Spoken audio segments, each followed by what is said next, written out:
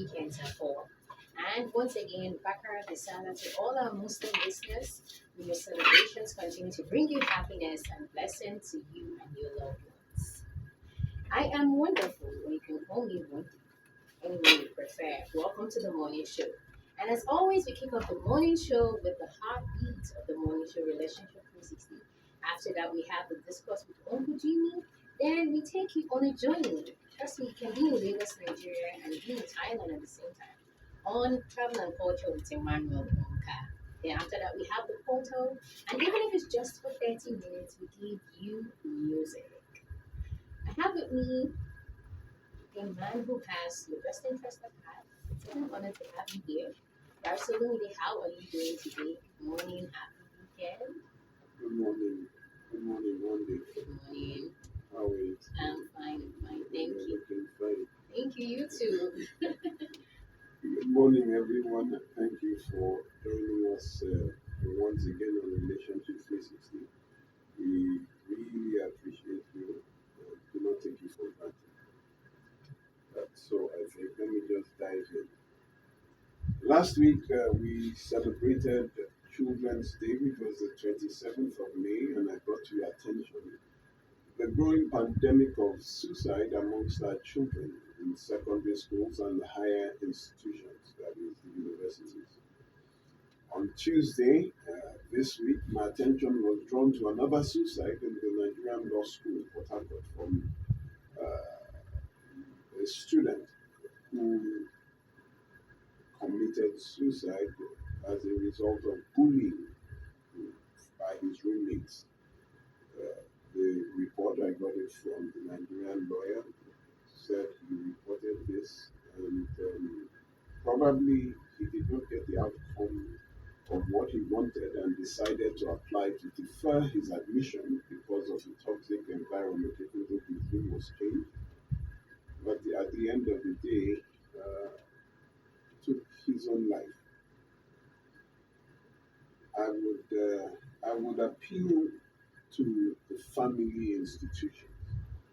Perhaps we do not know that our children, first of all, are going through so much that we did not go through when we were younger. Number one, the country was not this terrible. There was still hope when we were young.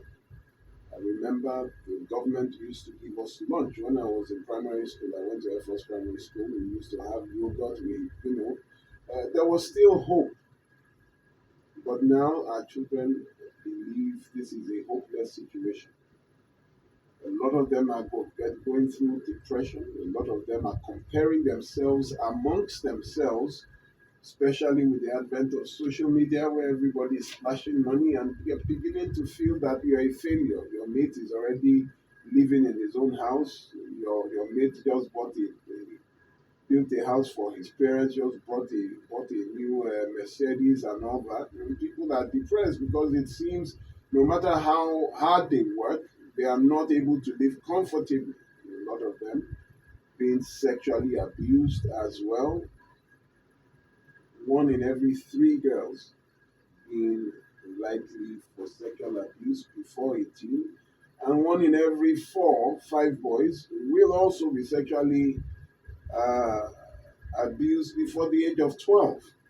Lots are going on that people are not paying attention to their children. You have to go back home, go back to your children, and the presence of a father. I've always been hammering the presence of a father reduces the risk of child sexual abuse, reduces the risk of children going into drug addiction and over alcoholing. The presence of a father reduces the propensity for depression and delinquency and suicide. When you look at most of the causes of child abuse, is directly linked to the presence or the absence of a father. When I was younger, I was kind of bullied in primary school. And I remember I went home one day and, my father asked There was just something, I think I just blotted it out. That I'm going to fight in school, oh, this, that, that, that. These people, they always just, when my father said, who mentioned the name, my father said that you are coming back home to tell me that he was chancing, we used to call it chancing, that he was chancing you. You will go back to school. He sent me back to school that, and he will ask, how is that? Until I learned to stand for myself. Oh, I really stood up to, even though he said, even though he's stronger than you, make him not repeat it again. And at that time, I became, because I was very short. Oh, I was short. I was short and I had a big head. Whether my head grew faster than my head was big. In fact, my own father called me head of state when I was younger. He said, head of state, I don't know. But, as I grew, my body filled out. So, there were lots of comments, particularly by some people. Oh, I stood up. He would tell me that don't let anybody give it back to them. And, it wasn't even up to return. I now started chancing those people who were, because, I learned how to talk, I learned how to run, I learned how to, you hit me, I hit you back. Then I stopped reporting. By the time I got to secondary school, there was nobody could try that. So at times, the father trains you how to resist bullies, and when it gets too much, your father will go with you to school. I remember one of the parents went to school and wanted to meet the father of the bullying stopped because the father, wherever it is too hard for you, where your adversaries are stronger than you in every way, then the father steps in. But the father's, looking at your father right behind you increases your own confidence. And here we have someone in law school. He went through primary, secondary, university, graduated, and then got to law school and then committed suicide because of bullying. Fathers, go back home. Teach your children. Equip them for the disappointments of life. Don't tell them that things will not always go right. Don't say name it and claim it. Don't let this religious rascality now take over the realities of life, that things will not always go according to plan. It is not the devil. It is not demons. It is not that everybody is after you, but it is life. You win some, you lose some. You stand up, you dust up, and you keep moving. Don't stop. We are right behind you. Don't stop. I think I need to put a plug in that. I don't want to. I've been talking about this for 1 month, one straight month, talking about children and the absence or presence of a father. Even child trafficking, child labor, all these things, absence of a father. Because when a father is there doing his role, a child will not have to become an adult as a child. To start walking, you'll be driving home seeing children at 7 p.m. on the road selling granite. Some not even going to school. Not everybody is a father, ladies and gentlemen. But the moment you decide to bring a child into this world, whether your marriage is working or is not working, you must be a father. Uh, Today, I would go back to what we were dealing with before I started this thing on our children. I was talking about fallacies of marriage, what we call fallacies of marriage. Now, let me boot. Now, the word fallacy comes from the Latin word fallacia, which means deceit. The history of a fallacy begins with an error of interpretation which one reads into a process. Now, the word fallacy, according to the Oxford Dictionary, is a mistaken belief, especially one based on unsound argument. Merriam-Webster defines a fallacy as a false or mistaken idea. The Collins Dictionary defines it as an idea which many people believe to be true, but which is in fact false because it is based on incorrect information or reasoning. Now, The fallacy I would talk about today is the fallacy of till death do us part. Till death do us part. This has grown out of the Christian religion. It is now inducted even at the marriage registry. When you go to your marriage registry, they recite that I, they take you one day to be my wife, to have, to hold from this day forward, for better, for worse, for richer, for poorer, in sickness and health, to love and cherish, till death do us part. The school of thought, firstly, is that this is termed a marriage vow or a marriage oath. The first school of thought is that marriage is a spiritual process where a man and woman become one spirit. So they say marriage is spiritual, meaning you cannot leave till death do you part. But they don't understand also that once you say something is spiritual, that means it continues after death. That means after death, in the afterlife, your marriage will continue. Spiritual is from the word spirit, which is from the word breath. We know spirits don't die. So when you call something spiritual, it means it lives after the body is dead. So you cannot leave till death do you part, and even after death has done you part, your marriage will continue. The meaning and consequence of this, people do not really understand. First of all, there is no biblical or religious precedent to tell you that marriage is spiritual. Let us, for the Christians, you look at Genesis 2:23, where it says, "For this reason, a man shall leave his father and mother and cleave to his wife, and they shall become one flesh, not one spirit." That should, under normal circumstances, seal that argument, because the Bible calls it one flesh and not one spirit.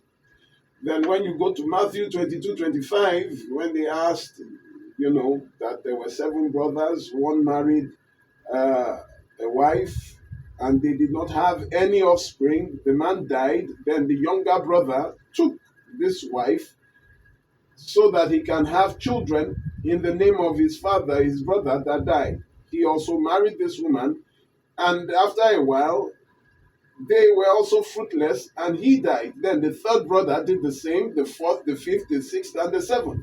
So the question that was asked to Jesus was that when they get to heaven, which one of these seven brothers will be the husband? Because all seven brothers married her. And Jesus said, "You err, that is, you are in error. For in the resurrection, they neither marry nor are given in marriage, but as the angels of God in heaven." The resurrection here is after death. That is when you are now spirit. That is after your body is dead. So here Jesus tells you straightforward that there is no marriage after death. They neither marry nor are given in marriage. It is here. So where these people got that marriage is spiritual is what I don't understand, because the Bible, both in the Old Testament and the New Testament, by the mouth of Jesus Christ himself, says marriage is not spiritual but for the flesh. Now, this is the consequence, or this will be the consequence, if indeed people are joined in spirit, and it means that they are now one spirit. The consequence of that would mean that if one dies, the other must also die. For you cannot be alive and dead at the same time. When one is alive, the other is dead. If they are joined in spirit, the both of them will die together. A spirit cannot be alive in a body and then dead in another body. So the consequence of that, if they are spiritual, means the death of one will necessitate, will make necessary the death of the other. This also means that if one goes to hell, then the other must also go to hell, because the spirit cannot be in hell and in heaven at the same time. I want that to sink in. If you are joined in spirit, then if one goes to hell, the other must also go to hell, because one cannot be in heaven, one cannot be in hell, and you are one spirit at the same time. It cannot happen. So, in the wisdom of the Creator, He knows that you cannot be joined in spirit, you can only be joined in flesh. Uh, that is the first fallacy here. This, yes. Till death do us part. Isn't it in flesh? Oh, so it goes beyond that. When you say, when you repeat the marriage oath, okay, let me finish. I'm coming there. But Because I'm very sure our listeners will want to understand. oh yes, because when you say till death do you part, that means you cannot leave the marriage. That you cannot leave the marriage. They tell you even when you leave, you cannot remarry because you are still joined to the person. Spiritually. They tell you marriage is spiritual. So I have to debunk that first claim that marriage is spiritual. It is not. Old Testament tells you you are joined in one flesh. New Testament tells you there is no marriage in heaven. Once something is spiritual, it means after death, it continues. Secondly, the marriage oath and the marriage vow. Now, the fallacy here I'm dealing with, don't let us get lost, is till death do us part. The second is the oath, the marriage oath, the marriage vow. Now, that vow is what I read before. What is the difference between a vow and an oath? A vow, an oath. A marriage vow, a marriage oath. Some people say, have you recited your vows? Some people, have you said your oath? Now, a vow is a solemn promise or pledge in the presence of a witness. That is why, especially the Jews, they will tell you that there must be two witnesses. That is a vow in the presence of a witness or two. They say, out of the mouth of two or three witnesses, a word shall be established. That is 2 Corinthians 13:1. There must be witnesses, and a vow has its strength on the presence of a witness. A vow is a solemn promise or pledge in the presence of a witness. Now, an oath is a solemn promise or pledge invoking a divine witness. So, a vow, the witness is human. An oath, the witness is a spirit, a deity, a god. So if you are making an oath, you are not calling to man to witness it, you are calling to a deity. And whatever deity you worship, whether traditional, Amadioha, Ifa, Shango, God, Jesus, whichever one, your witness is not man. So an oath is stronger than a vow because your witnesses can die. But when you make an oath, your witnesses are eternal. The difference between a vow now and an oath are the witnesses. One is man, the other is a deity. Now, this wedding vow or oath, as some people have now called it, began in 1549. It was written by Thomas Cranmer. He was the first Protestant Archbishop of Canterbury in England. That was the highest church of England. And he wrote this in his book of common prayers. That is, I take you to be my wife, to have and to hold this day forward, for better, for worse, for richer, for poorer. It is not in any religious book. It is not in the Bible. It is not in the Quran. It is not in whether the Buddha has a scripture. It is not in any religious book. Yes, it was written by a man. His name is Thomas Kramer, and he simply used it to prevent the cheating from the aristocrats, that is, the rich people would always, when they marry, if you marry into a rich person's home and then the rich person dies, the rich people do not give their assets. You have nothing. You will go the way you came. And they would marry you when they're tired of you. They would. So he looked for a way to make marriage binding. That was why he wrote this. To protect the less privileged, to protect, it was common law marriage.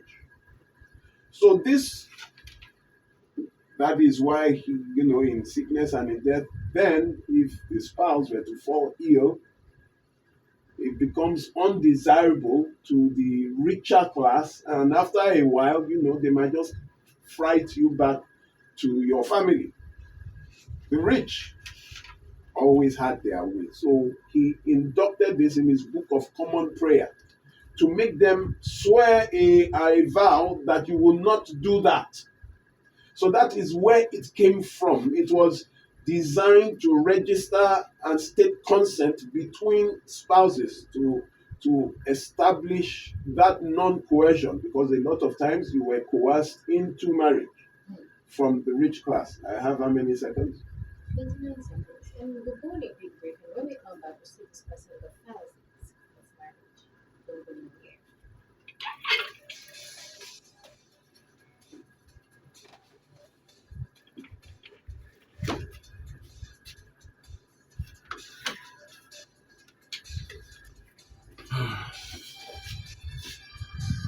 Let's talk. Nigeria is listening.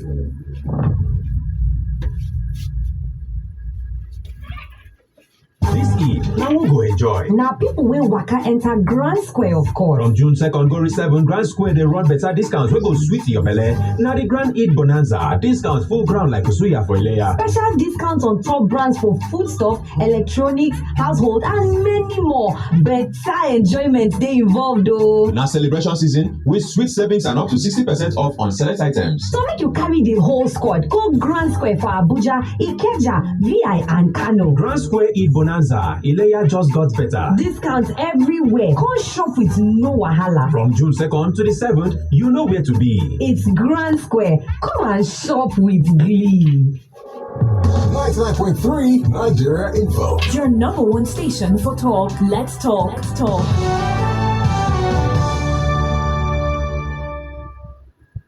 Information. And he was trying to rationalize why the NLC should not go on strike now. So one of the challenges at Africa, there's a lot of poverty and there's a lot of illiteracy. Let's talk On 99.3 Nigeria Info. We feed you with the right information The right topic. and the right conversation.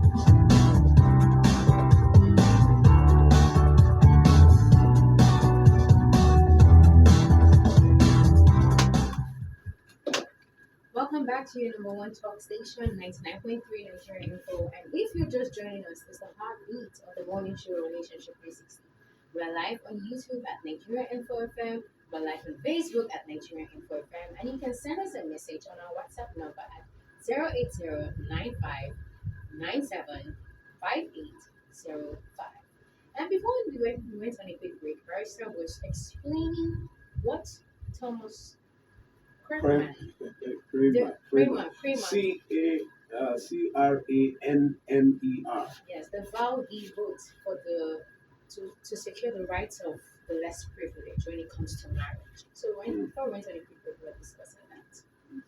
Thomas Kramer wrote that. Yes. The marriage vow, but now people call it the marriage oath. Whichever one you choose to call it, it is not in any religious book. It was written by the Archbishop of Canterbury in 1549, between 1546. He reigned between 1546 and 1549 before he was falsely accused, and burnt on a stake. Yes, the Archbishop at that time. So anyway, the vow or the oath is what I want us to examine. Now, I take you to be my wife or husband, to have and to hold. That is affection. From this day forward, for better, for worse. Now, this is the clause that is so ambiguous.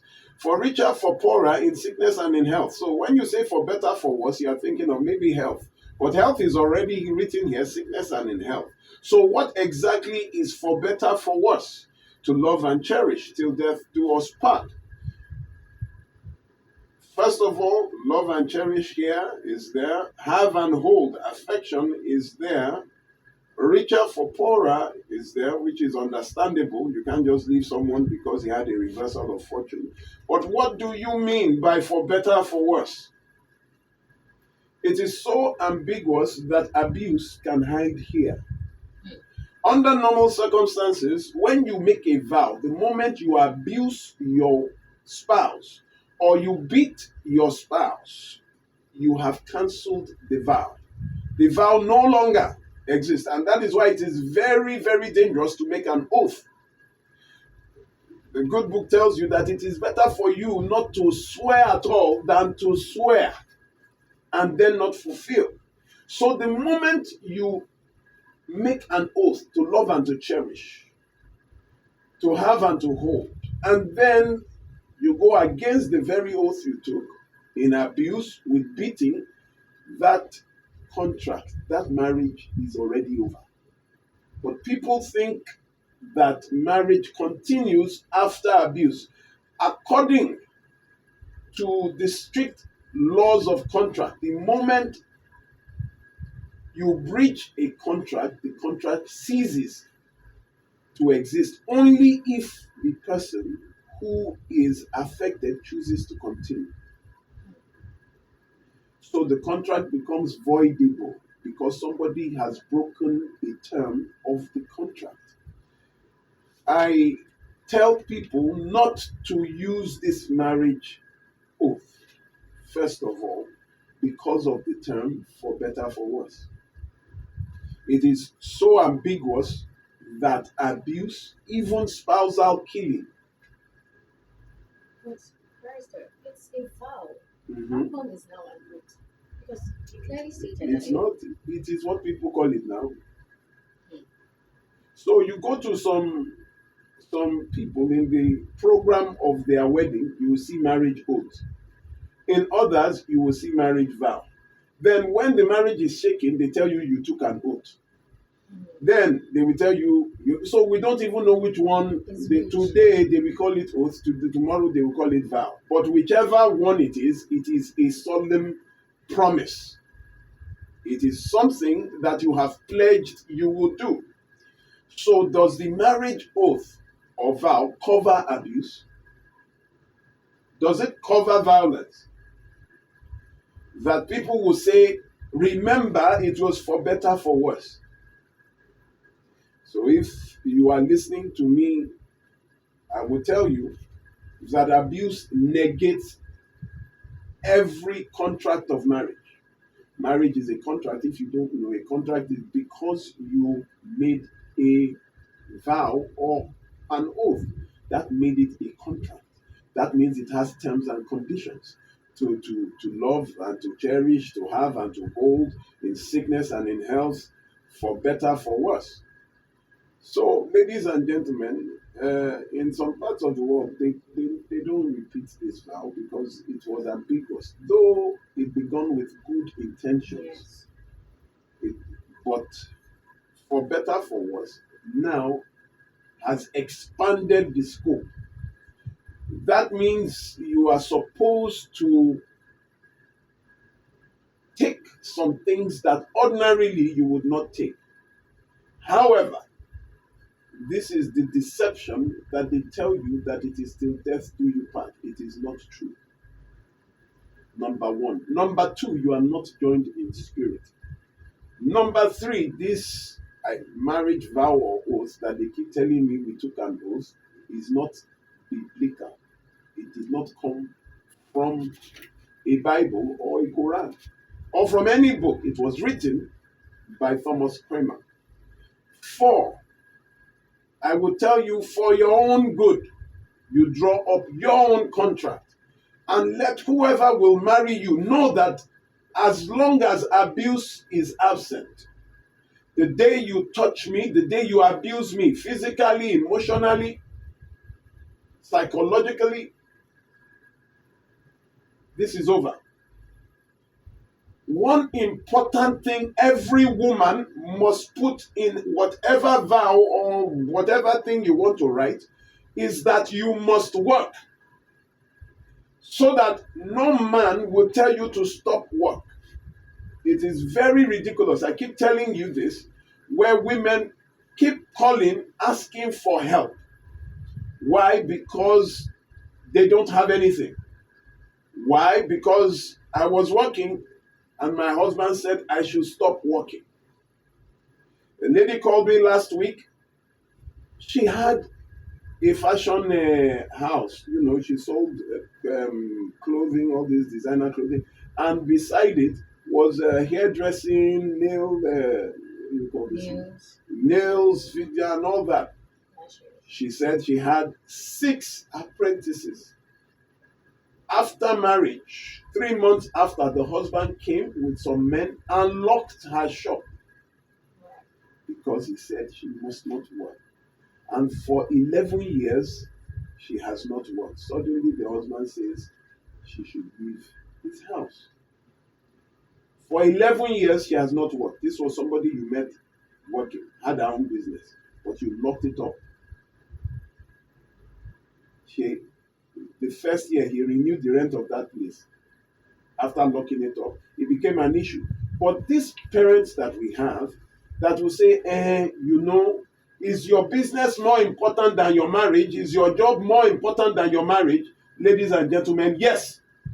Because you have to be alive to be in marriage. How will you be hungry? You don't have anything to eat. We are talking about marriage. Now, when this man suddenly dies, what will happen? You don't have anything to fall back on. And you are now talking about marriage as if it is eternal. Let us even remove death. This man loses his job. He has nothing. What will happen? Woman too already has nothing because you reduced her. You must put it there. He met you working, and you will work. You will work.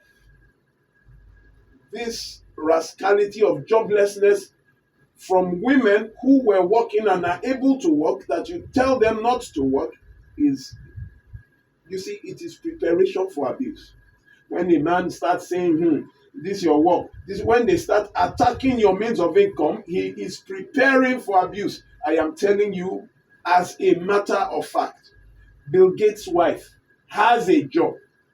She started a foundation and she was helping billionaires that their wives ordinarily have more money than they can ever need. Their wives still have work. Then who are you that you just have how much per month and you are shouting that you will take care of? Look at how are you taking care of this Tinubu economy? How much do you now have to take care of fortune? But if only that woman was working, women always lose. They always lose. See, your marriage vow, ladies and gentlemen, stop using this. I take you to be. No, stop using it. Because they keep telling you, remember, it is for better, for worse. What? Including abuse. So until you kill somebody, first of all, that till death do you part, I think I have shown you that is nonsense. Because from Proverbs 21:9, Proverbs 21:19 as well, tells you it is better to dwell in the wilderness than in a house with a nagging and contentious wife. The Bible tells you to run, tells you to flee abuse in marriage. So that one is not, there is nowhere that it stands. Nowhere does abuse have a foothold in the Bible.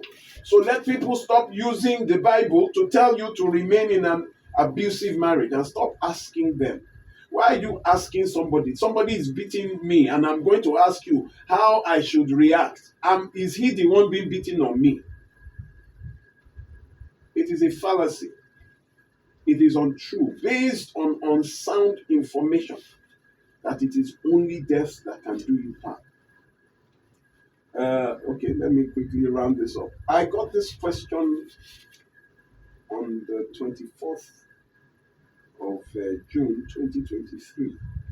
I got this same question last year from two different clergymen, and I got this question again I think it was 2 weeks ago.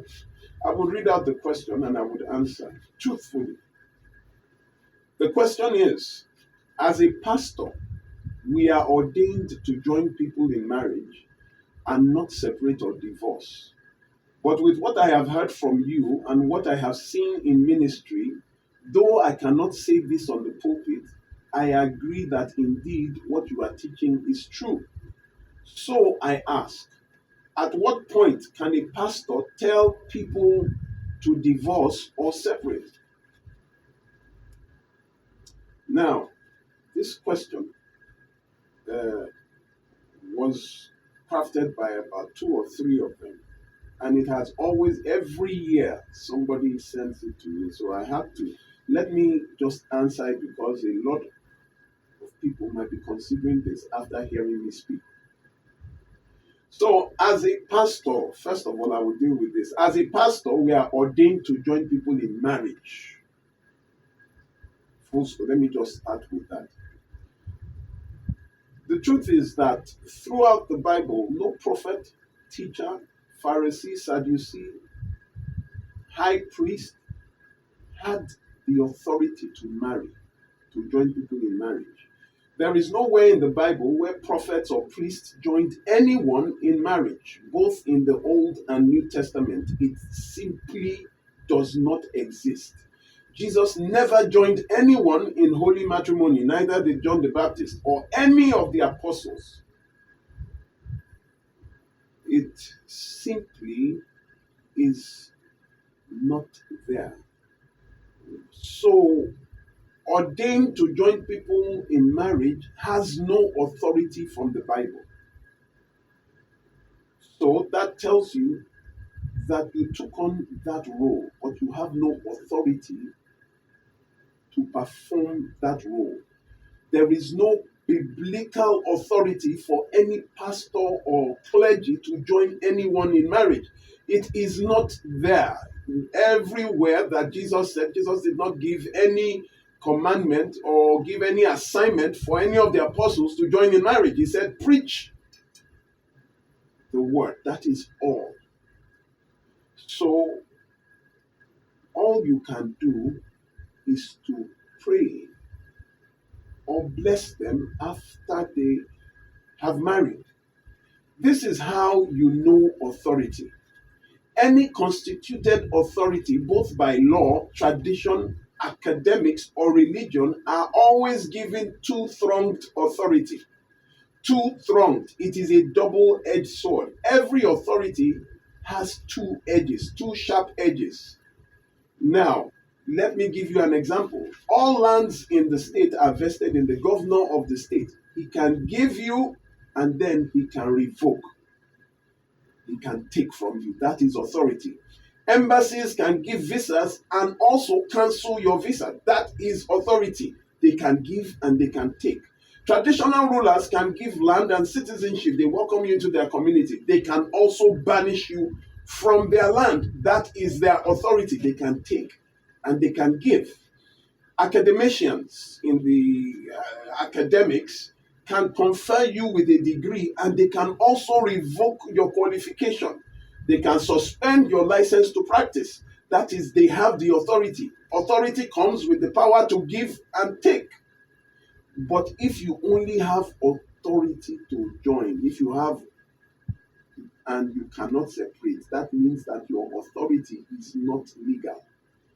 You are, thank you for the word ordained. You were ordained. There was no authority to join in marriage. That is why you have a problem telling people to leave an abusive marriage.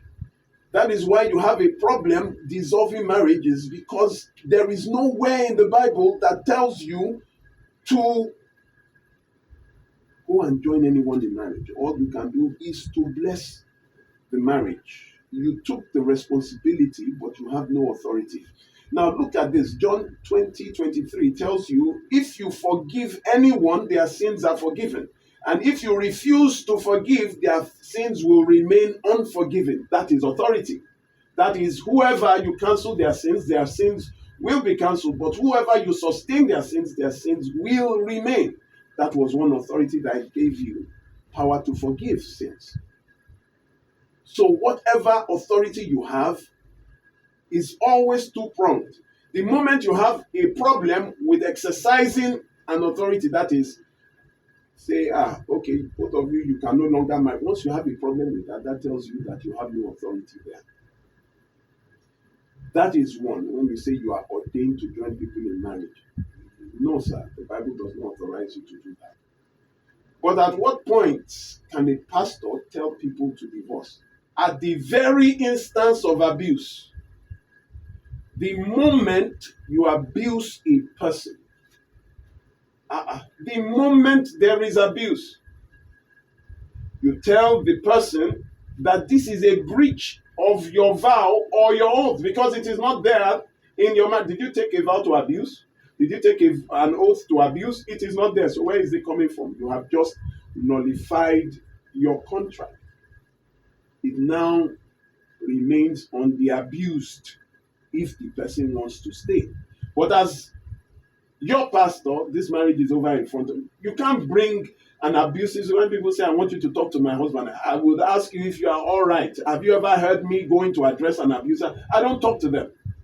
What I do is for the victim. I never I arrest them. We help prosecute them. We help send them to prison. Because if Uncle Fola that beat the wife is serving 1.5 years in prison, all the neighbors in that street, none of them will, because they know that they have an example on that street. Somebody is still in prison. So I don't talk to. So once it comes to you, the way you react to the first abuse will determine if there will be the next or a second abuse. That is what you don't tolerate. I don't negotiate. I don't tolerate. I don't appreciate abuse. I will never tolerate it. Because you can't do it to any other person. But your spouse, can you try that with somebody outside, or the woman next door, or the man next door? You cannot. But because you believe, I have paid the price, my property, not your property. He is not your property. She is not your property. As she walked in, she can walk out. As he walked in, he can say, as I say I do, I can say I don't. And it's just it. Let me just stop here. First, if the pastors have the authority to join a man and woman together in marriage, so who has the authority? The state. The state. The state. It is a function of the state. That is why the state can also divorce you, because they have the authority. The state will join you and the state will divorce you. That is to show authority. We can give and we can take. The state. That is why if you cannot see any marriage certificate and it is written Olumide Baptist Church on the marriage certificate, it is not legal, it is not tenable. You are not married. Why? Because I don't have the authority. If it is not the Federal Republic of Nigeria, that marriage certificate is not tenable. A lot of people is when they want to travel out that they realize that they are not legally married. When they get there and you say, myself and my family, and they ask you for your marriage certificate, and you put Bashar R something, Central Mosque, I don't know if they do that. Then you now bring one guided missile assembly and you put it there. They will say, where is the marriage? You say, this is our marriage certificate. We got married. They will tell you that is not legal. It's only the state and the family that is traditional marriage. And all through the Bible, what they practiced was traditional marriage. It was the family, the two people that have the authority to join are the state and the family. Traditional marriage and what?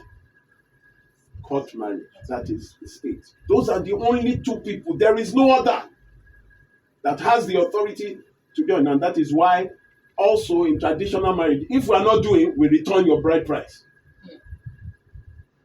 That tells you that they have authority. Those are the only two authorities. While the rest will just be struggling, to say, we cannot tell you to leave. It's because you don't have the authority. Let's move on. Okay, you can join in on this conversation because the few fallacies that Marista mentioned today came as a shocker to me. I wonder what you feel right now. The mail only line to call is 0201-277-0993, and the female only line to call is 0201-465-7190. Hello, good morning. What's your name and where you come from? Hello, good morning. What's your name and where you come from? Can you reduce the volume, please? Good morning. Good morning. Have 45 seconds.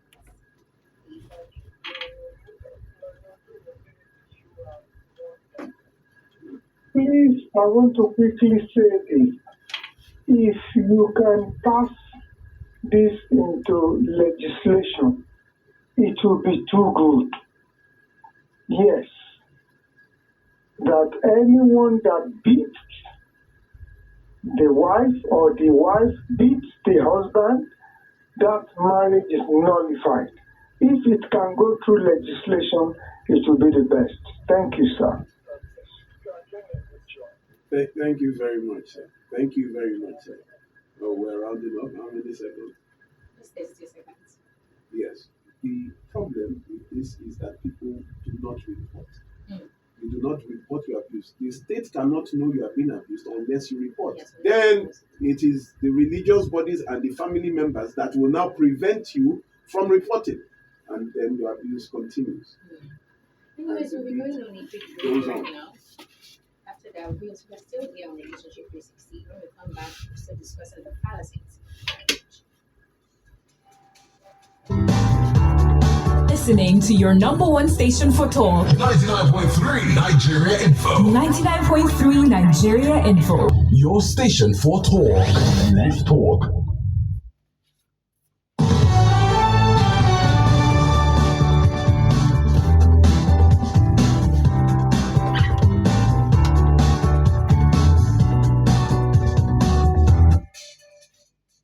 And we're back like we never left. It's your number one talk station, 99.3 Nigeria Info.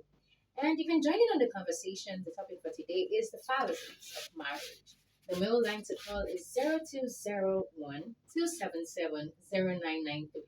The female line is 0201-465-7190. Hello, good morning. What's your name and where are you calling from? Hello, good morning. I'm calling from Igondo. Good morning. I'm calling from Igondo. Okay, go on. I'm calling from Igondo. Go ahead. Go ahead. Okay, very good. Good morning, Barrister. My name is Prince Wachuko. I've been following the program for 6 years now. Wow. To call in the first time. Thank I you. just thank you a very big thank you for the good job you are doing with the knowledge you are giving. I have been well equipped to also advise people around me so that they don't fall into physical, economic, and spiritual abuse. So I just want to say thank you, but my major concern is how can we get this enforced in our laws so that our laws will punish offenders adequately. Now, as I round up squarely, I want to use this opportunity to celebrate one of your own, your very own volunteer, Pastor Abraham Arishekola Oladele. He is a volunteer with the Volunteers Self Volunteers Network. Today is his birthday. Are you serious? He's in trouble. He's in trouble. He's in trouble. Mr. Arishekola, we talked yesterday. So because you don't want me to come and eat anything, Abi, you thought to keep it from me. Don't worry, I will silent him now. I will unsilence him. Thank you very much, sir. I really appreciate. Thank you for calling. Mr. Arishekola, happy birthday for all you do. He's one of our admins in the Alimo Shaw subgroup of the volunteer network. He's doing a fantastic job and also a banker. Thank you very much, Mr. Arishekola, for all that you have done yourself and your entire family. Happy birthday, sir. So he mentioned something about the law. You need to understand that the law has done all it can do. If the problem is that people don't report, there is no way the law will know anything that is happening in your house because the law is not a secret agent. You have to report. But the problem we have all through is either family members or from religious institutions.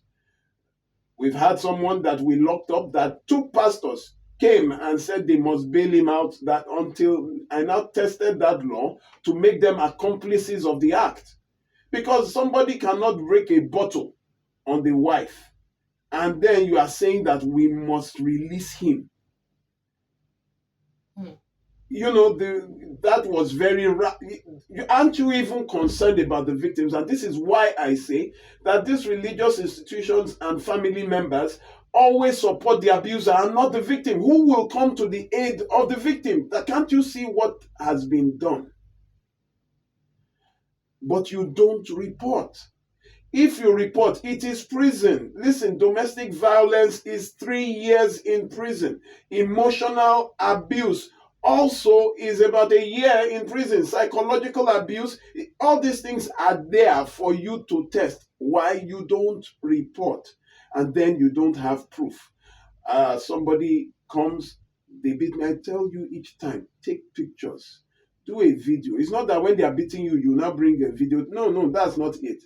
Let them finish beating you and then go and record. Immediately you record, forward it to a friend because usually the man or the woman, knowing that you have recorded, will break the phone. But you need to quickly send it either to a family member or friend so that they will help you save it. And with that evidence, there is nowhere you will go. That person will go to jail except you now say you no longer want to prosecute. And that is what happens. The law is very, very all right.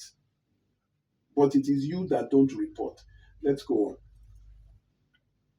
Hello, good morning. What's your name and where you coming from? Good morning. Good morning, sir.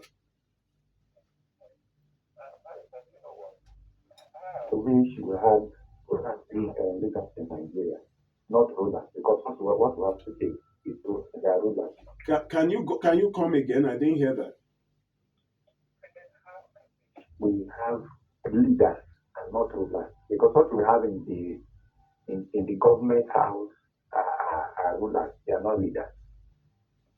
Why I say so is this: with your knowledge and wisdom that God has bestowed on you, relationship ought to be a custody from primary to secondary to university. You have to speak louder, sir. You have to speak louder. You have 15. Yes, go ahead. You have 15 seconds, sir.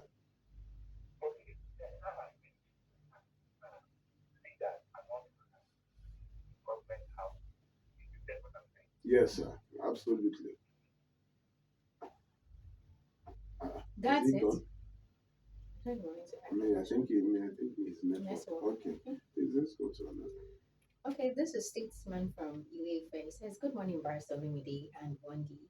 Barrister, I want to appeal to you that if that has not been done already, to consider documenting all this knowledge into a book. I believe it's a way of you reaching out to more people and internally engraving your name in helping humanity. God bless you. Thank you very much. We're working on it. Hello, good morning. What's your name and where are you calling from? Hello, good morning. Good morning. Okay, go on. Good morning, sir. Good morning, sir. Thank God for the fact that you are not A pastor, because I believe if you are to be a pastor, maybe some who doesn't want the reality to spring up will even be writing against you that you are a fake pastor, because this is what a real pastor should be preaching on the pulpit. And I think we should make it a way that pastors should no longer join people together anymore.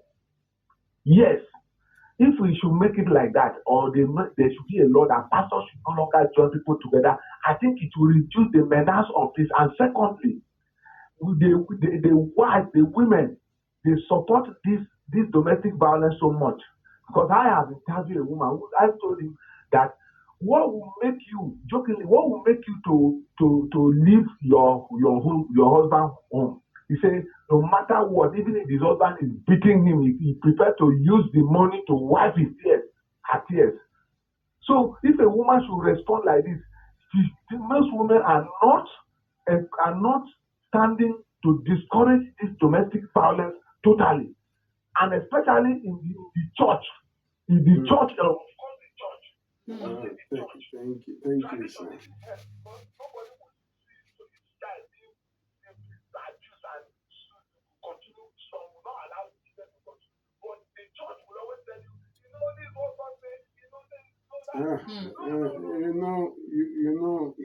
Thank you very much. We really, I get what you are saying. It's not just the church, it is tradition as well. You remember when we had, when we took a statistic, almost 70% of parents do not support their children leaving an abusive marriage. They will tell you to go back. Almost 70%. Was it more than, I will check, it was about 70%. 70 something. They will still say, it can work, it can work. What? Until a life is lost, it can work. And we too went through it, you are still discovering. Are they discovering the moon? What are you discovering in someone that is he bigger than, is he remaining somewhere? Is she remaining somewhere? It's not behind me this. What am I still discovering? It is well. Thank you. And I think you even debunked that fallacy. It was under fallacy of silence, staying silent in an abusive marriage. Hello, good morning. What's your name and where are you calling from? Good morning. Good morning. This is Mr. Benga. Okay, Mr. Benga, go on. God will bless you. Amen. We have lovers of truth and we have haters of truth. People will hate you. That's how they hate Jesus. He came to tell them the truth. They didn't believe him until they crucified him. What is there? What? Keep on telling them. Keep on preaching to them. I do what I'm supposed to do. Some people say if you separate, if you commit, you are going to hell. That's what they used to tell them. So some Muslims have told me because I don't practice any religion, they say I will go to hell. Some Christians have told me too. I don't practice any religion because God is not a religious God. It's not a tribalistic God. It's not a racist God. God is a God of every creation. He has not told you maybe he's going to judge Muslim or he's going to judge Christian. He says he's going to judge all human beings. Good morning, sir. Thank you very much, sir. Thank you very much. Please, let's try 1 minute so that everybody can call. I'm glad that we have new people. I've not had some of this. Yeah, go ahead. This is Aya from Lagos. He says, please, for the sake of complete knowledge to listeners, let my mentor barrister explain the role some churches must play as a licensed representative or agent of the government to conduct wedding ceremony certificates so that believers do not get confused. Some churches approach the Ministry of Interior to be agents of the marriage registry. Now, under the law, our constitution, local governments are the authorities in charge of conducting marriages. So in every local government office, there is a marriage registry. They are the ones who are licensed by law. Someone was talking about Ikoyi registry. I don't know, but it is local government that is under the law, under the constitution. So some churches go to these to the Ministry of Interior to appeal that, okay, let them be agents of the local government registry. So they would now be given those forms, those marriage forms, those marriage certificates. Then with also the statutory requirements. That is, they will post bans. Does anybody know of any reason why these two should not be joined together? All that. And then they will join. But when they join you, they will still give you that copy of marriage certificate to go and drop back at the local government office. Now, this is where the problem is. Some don't go back to drop. So when they are now tired and they want to divorce, they say, go and bring your marriage certificate. You will find out that the state does not have their copy. So according to the state, they are not married. They are holding a certificate that the state has no duplicate. Meanwhile, we will go to the state to check if they are registered. And then they'll say, well, we have you now bring a certificate that you did not go and drop back. In fact, there was a case that the day the man was supposed to go and drop the copy to the local government, he and his wife fought. So that day, he vexed and did not go, and then forgot about it for 14 years. So now, when we wanted to do it was a totally abusive marriage, now found out that, Oga, madam, the state has no knowledge of your union. 14 years, and these people are clergy. Yes, they are joining other people in marriage that they themselves are not joined in marriage legally. Okay, that one will take time. Let me just leave that. So why don't you just go ahead straight to the marriage registry and just do the marriage there? The what is it called? The body that is authorized by law to do it. When people say, I want to do church marriage, there is nothing like church marriage. It is not recognized by law.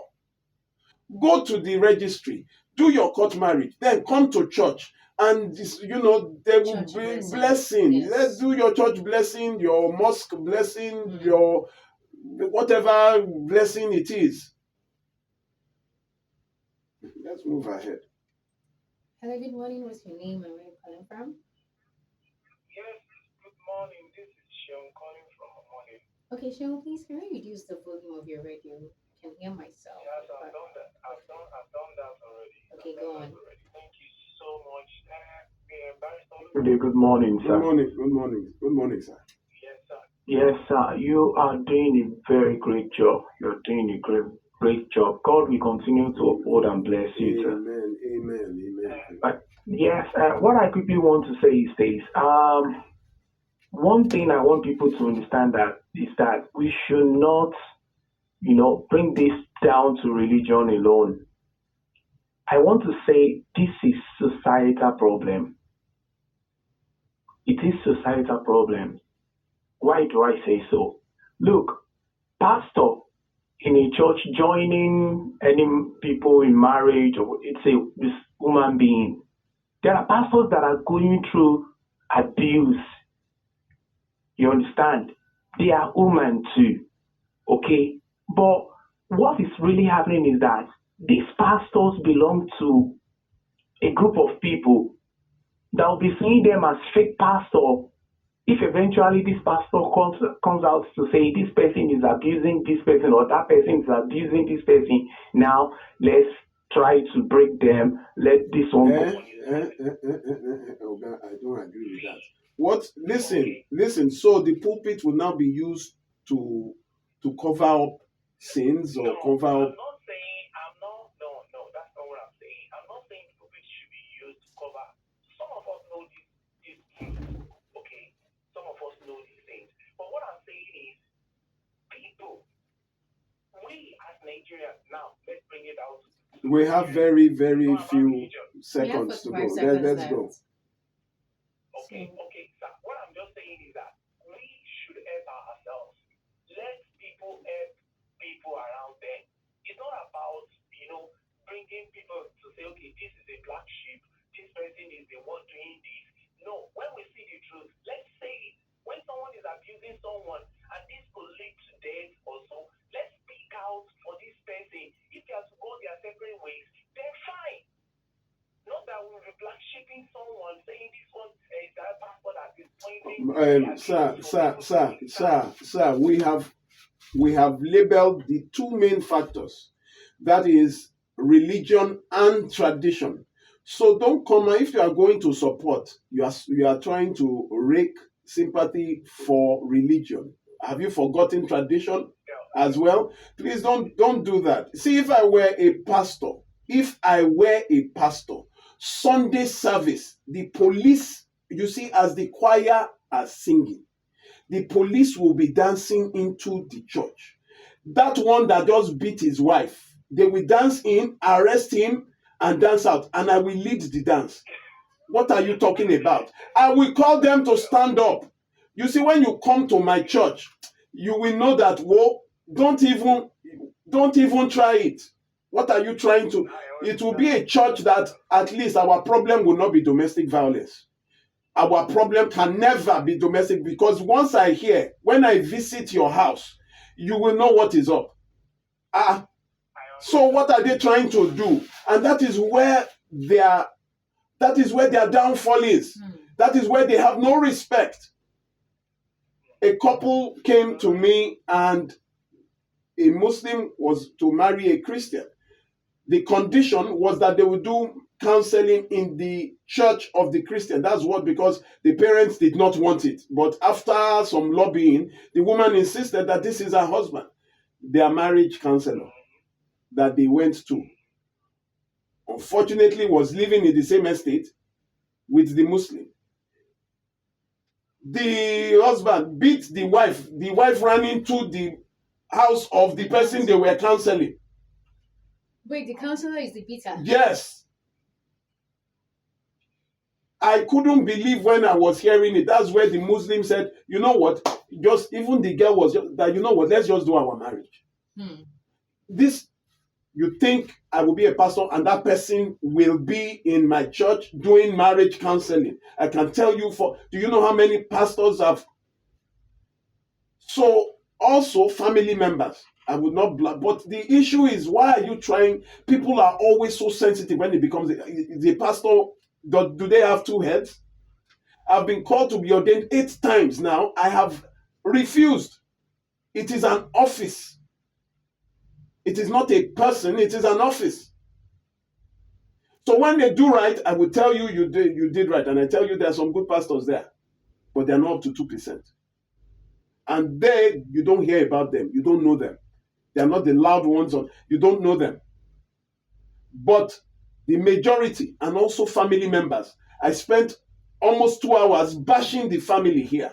Those families that will tell their children to go back into abuse, that they will come, daddy beat me, say, we don't have, the last one, it was just 3 days ago, the father said, they don't have money, they are pensioners, so because you are pensioners, you should bury your child. She didn't come to ask you for money. She just said, I want to come back home. The beating is too much. They said she should stay. They said, why? Because we don't have food. So your child will suffer. So your child, they said, they are managing, Just stay. So you would rather die, your child dies there, than they will say, no, I'm a so and so in my society. It is only me that my daughter is back, or my son has left the marriage. Is that more important? So as I'm telling religious bodies, I'm also clamping on the family structure. How you would watch what kind of family structure do we have? Terrible. Over 70% at that time, the tally we carried out.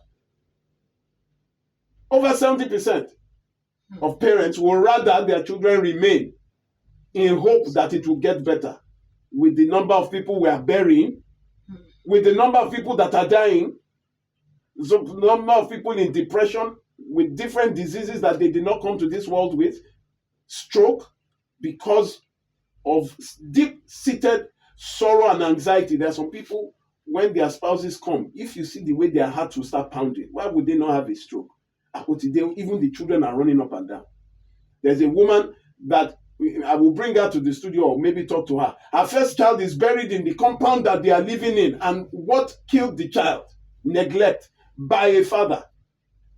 Preventing medical care. And the woman every day wakes up to see where her son, the first child, is buried in the same compound that they are living in. And you tell me to continue in that marriage? She was made to continue. I wish everybody, the people that talk like this are people that have not seen it. Come to where I tell them, come down to where we are.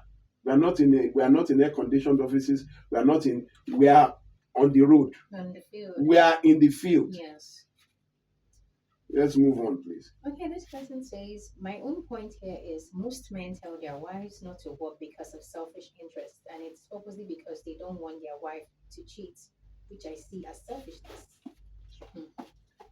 He's right, though. It's jealousy. Yeah. Jealousy.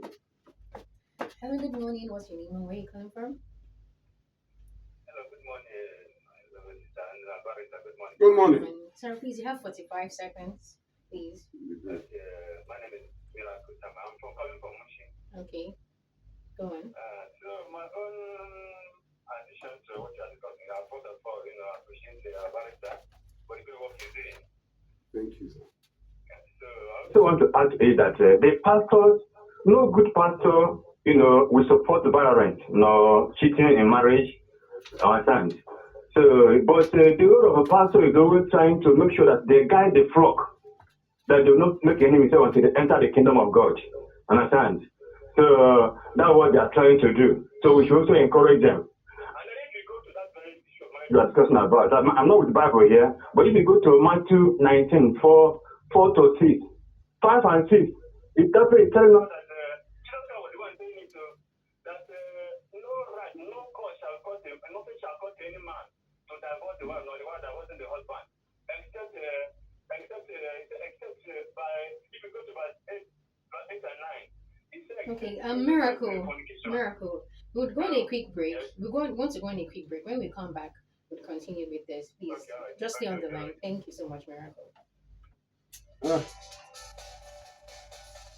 Conversation, more talk, more. Right after this. How many minutes? This Eid, now we'll go enjoy. Now people will waka enter Grand Square, of course. From June 2nd, go to 7 Grand Square, they run better discounts. We go sweet your belly. Now the Grand Eid Bonanza. Our new signature fragrance is just a call or a click away. Authentic, unisex, confidence, Wazobia. Welcome back to your number one talk, news, and sports station. This is Nigeria in Focus.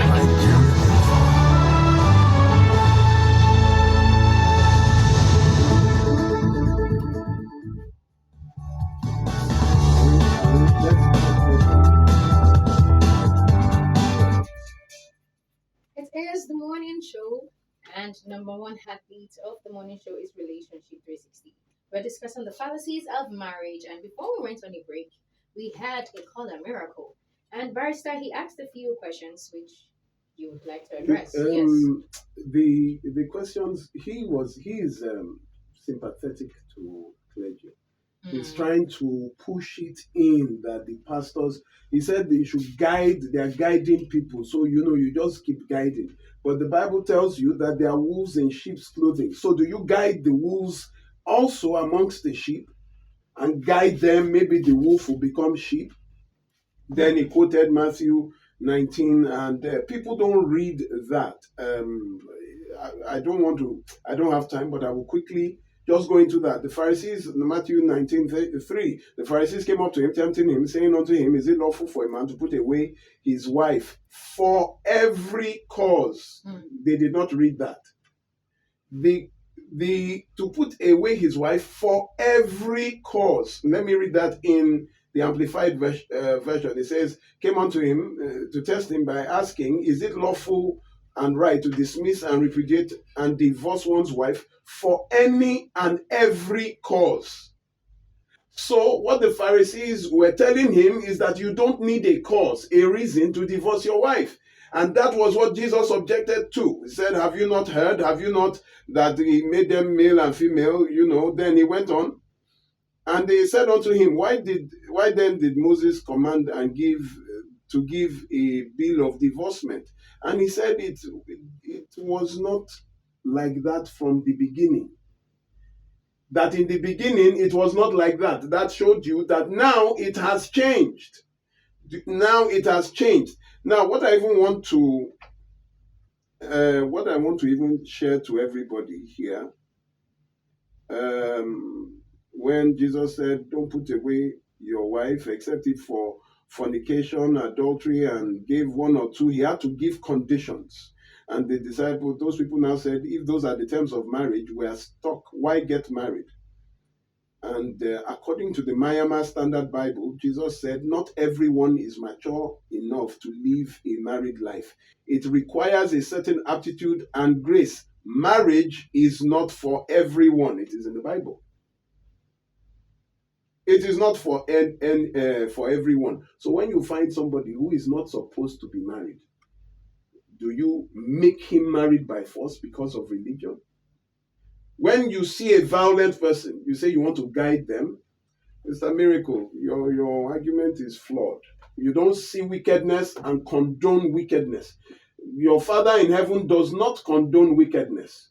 You don't see abuse. You don't see pain, and then you treat it as if the Bible says you must have pain. I don't know where this people, please don't come and be sympathetic. If you are there and you cannot tell the truth, I'm sorry, I am not for you.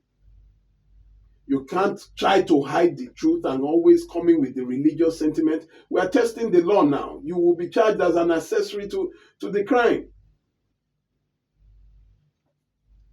Well, Miracle, if you can, I would love you to call back because It's ridiculous. When you want to use religion religion to cover what is wrong, it doesn't work. About 4 years ago, she's now an assistant commissioner of police. She said if they can put in the state CID, he said if they can put all these pastors in check, there will be reduced domestic violence and abuse because there were so many cases. And it was always those religious bodies that came, no, you cannot charge him. You cannot, the office will be full of pastors pleading. Then I keep asking, what about the victim? What about the woman in the hospital? What about the man in the hospital? We had a case here where I brought a man here that the wife poured hot water all over his body. Hot water. While he was talking, she went to the kitchen. He didn't know that she was bringing. I brought him here to the studio. Look at his body. Now they said he must forgive. He must go back. To where? Let's move on, please. Okay, Vanessa from Bariga says, good morning, Barrister. That tradition and court marriage are the only recognized marriage by law is no doubt. However, no pastor has the authority to separate a legal wedded couple because the pastor is governed by scriptures, and the scriptures do not support either separation or divorce in marriage. The pastor, he does not have the authority. Simple. Don't bring. Listen, do you go to court to quote the scripture? When you get to court, when you are charged to court, do you go and read the Old Testament in court? You are governed by law. Even the Bible tells you to obey the laws of the land. He's not governed by the scriptures. He's governed by law. If it becomes illegal, then by what did they call them? Oh God. If something becomes illegal in a country like domestic violence and abuse, then because that church exists in that country, domestic violence must be illegal. If it is against the law to eat cow skin, then the church must also abide by it. The law cannot be saying something and then you will say you don't use the law, you use the scriptures. You will go to prison. Where are you leading people to? A country is guided by law, so don't say that it's guided by. If they are guided by scripture, then let them go and start issuing their own marriage certificates now. Let them go and start issuing their own marriage certificates. Let them go and set up their own courtrooms and start having their own constitution. Well, you can join in on this conversation. I would repeat the phone lines. The male line is 0201-277-0993. I feel the female line is not working, but you can call the male line 0201-277-0993. Hello, good morning. What's your name and where are you calling from? Hello, good morning. Good morning. What's your name and where are you calling from? Okay, go on. Good morning, sir. Somebody that is thoroughly ignorant will say what you are saying or trying to argue. You are saying it the way it is, very axiomatic. You don't need to. Nigeria would like to do something. In some countries, if you belong to any religion, you will not be part of the government. Yeah, religion has taken everything. You did everything. They say go back. Just like the other lady that died. The church is not moving on. Religion has been a problem in this country. All these more churches, deceiving people here and there. They don't even know what the Lord is. Don't like what you said. Let them start to have their own laws. You go to court and start telling us Jesus said this. You go to jail, as you said. You obey the laws of the land, nothing like religion. But here, religion taking everything. If you divorce your wife, they say, I will tell you, nothing like divorce. Okay, you have 15 minutes left. You have 15 minutes left. Honestly, The, told the, us that. Yes. the, Hmm. At all. Hmm.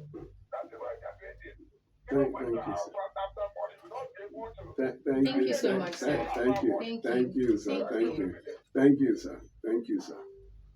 Humanity is what religion is about. Humanity. Love your neighbor as yourself. If you love your neighbor, you will not abuse. Not to talk of your wife.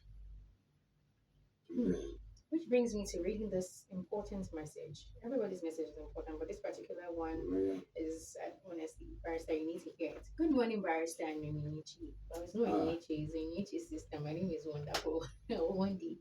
Well done with the job you're doing.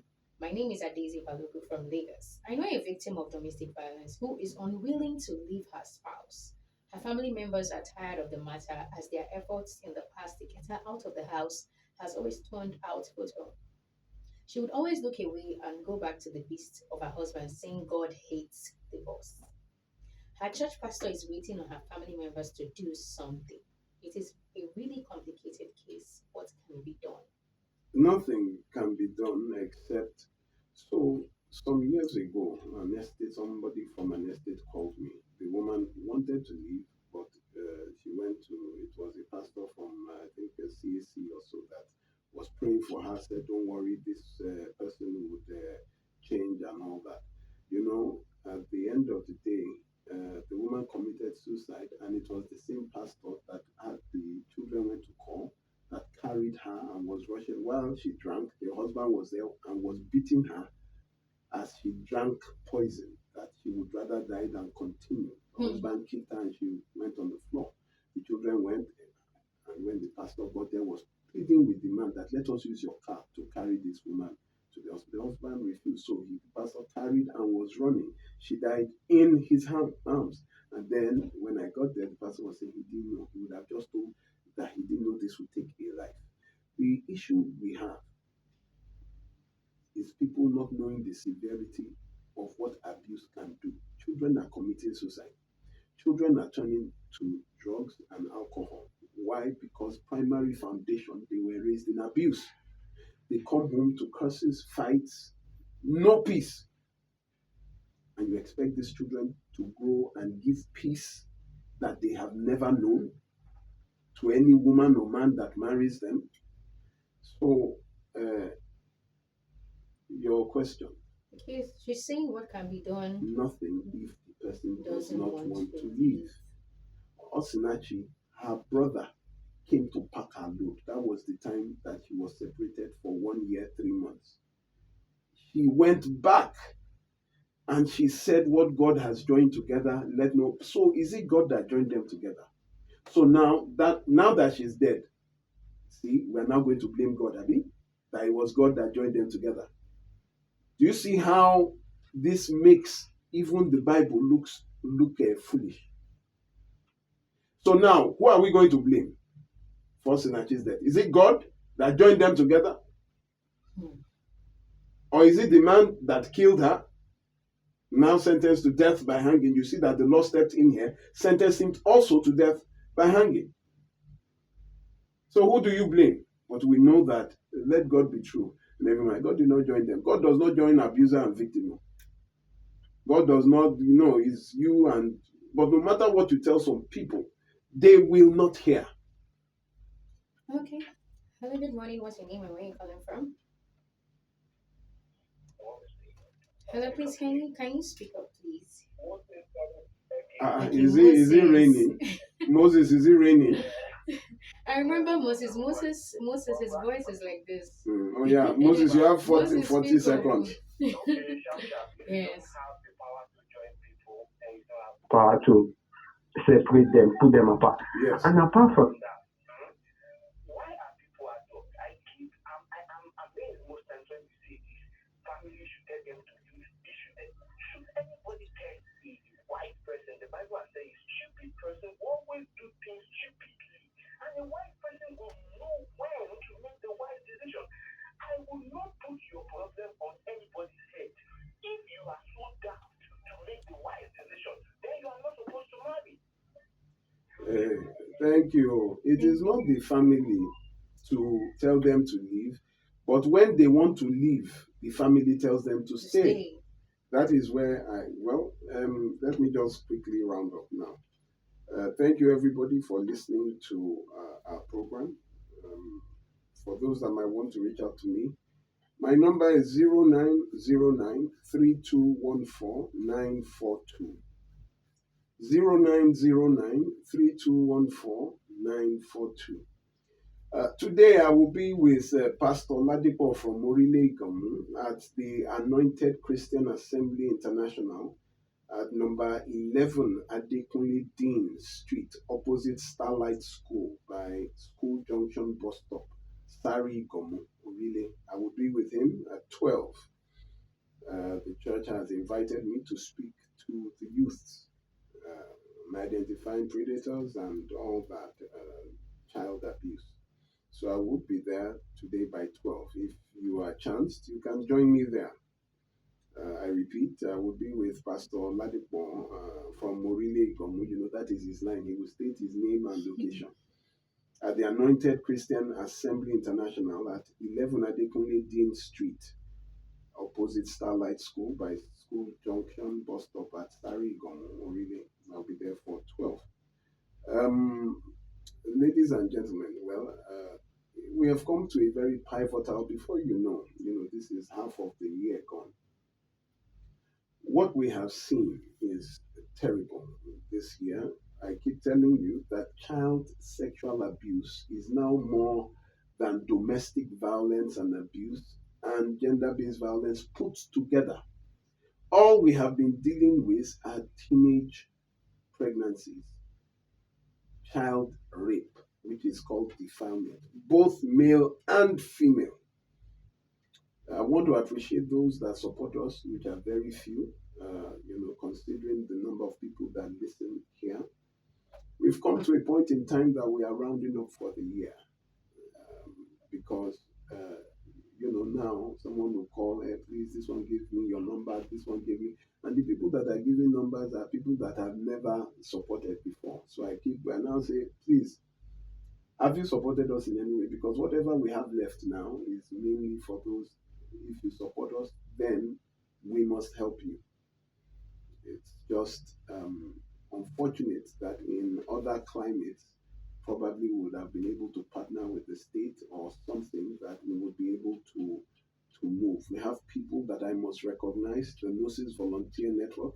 That is people like you who listened to me and decided to do something in your area by joining our volunteer group. Now, it's very sad that some people, while joining our volunteer group, are asking for money. They think we will pay them. That, they would, they won't give us anything. No, sir. We use our own to help. We all put monies together from our pockets to help other people who that cannot help themselves. So it's the pictures are terrible. The optics are horrible. The country is in a state that to even help now is very difficult. But please, what you can do, introduce people to this program. If you cannot say it well, introduce them in your offices and then support us. We can only grow and be able to do more. We're winding up. It's been a tough year. We're winding up because now when money reach, then we go stop. And it is every single day. Ladies and gentlemen, do something. Don't just listen. Be a voice in your area. Be a voice in your family. Be a voice in your church. if your church condones, or they are too ashamed, or maybe the person abusing the wife or the husband has money, so you don't want to step, because of the advantage you may get from them. They are big boys, big girls. And listen, God is no respecter of persons, and the truth does not respect people. The same measure is what God will use to measure. There's no rich measure, there's no poor measure, it is measure. Please be a voice in your area. Speak against it. In any and every form, speak against it. And join us in whatever we do. Just join us. Join us, support us, and this knowledge will spread. The younger generation will not make our mistakes. That's why I'm fighting this hard, so that my children will not repeat the mistakes of their father. And our fathers now have to train the children so that we can only get better. Can you imagine a generation getting worse than the previous generation? We're headed to doom. They must get better, and they will get better, or they will learn the hard way. I think do we have a moment to pick a call? I'll read this message. This is from Grandma Lara from Ikorodu. She says, Barrister and Wendy, Barrister, please let men know that it's 3 years imprisonment if they prevent their wives from working. Barrister, is it 3 years? It's 2 years. It's 2 years. Maximum of 2 years. Okay. And I hope with all these fallacies that Barrister has debunked today, you have learned something. And even if you've not learned something, it's very obvious that you have learned something today. So you join us next Saturday, from 7 a.m. to 9 a.m. Relationship 360. This show is more than just a radio next show. Saturday will be very interesting. Yes, it's more than just a radio show. It's a reflection of life. Coming up next is the Discuss with Uncle Jimmy, and ensure you rest, reset, and read this weekend. This rest reset that you always say, feel like a button they don't press. Yes, it is. Thank you very much.